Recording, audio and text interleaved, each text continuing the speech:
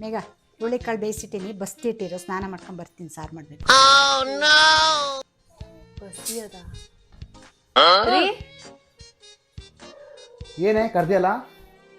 ಅಮ್ಮ ಹುರುಳಿಕಾಳು ಸಾಂಬಾರ್ ಮಾಡ್ಬೇಕು ಬಸ್ದಿಡು ಅಂತ ಅಂದ್ರು. ಏನ್ ಬಸ್ಯೋದು ಹೆಂಗ್ ಬಸ್ಯೋದು ಗೊತ್ತಾಗ್ತಿಲ್ಲ. ಸಿಂಪಲ್ ಕಣೆ.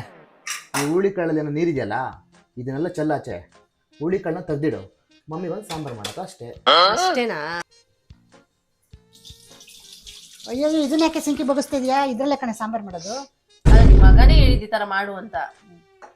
ಏಯ್ ಬಾಯಿಲೆ,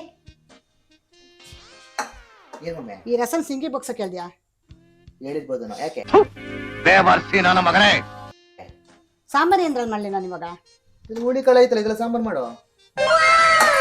ನಿಮ್ಮಂತ ಮಗ ಸೊಕ್ಕ ಪಡ್ದಾಗ ನಾನೇ ಪುಣ್ಯವಂತೆ. ಹೋಗ್ರಿ ಹೊರಗಡೆ ಹೋಗ್ರಿ ಫಸ್ಟ್. ಹುಳಿಕಾಳು ರಸ ಸಿಂಕಿ ಹಾಕಿರಲ್ಲ, ಹುಳಿಕಾಳ ನೀನು ಊಟ ಮಾಡಿ ಕೂತ್ಕೊಂಡು.